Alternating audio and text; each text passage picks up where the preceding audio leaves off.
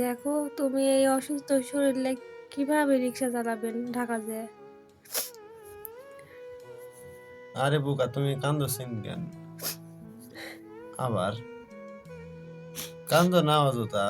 আমি তো গেলে সমস্যা কি? সামনে ঈদ, বুঝিচ্ছ না কি জন্য?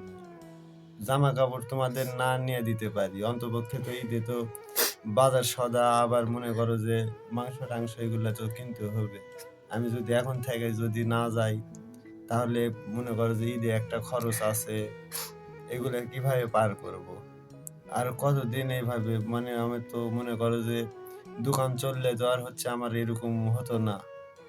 আমার মনে করো 15-20 দিন ভরে আমি অসুস্থ হয়ে আছি বিধায় তো মনে করো যে এত আমার ডেমারেজ।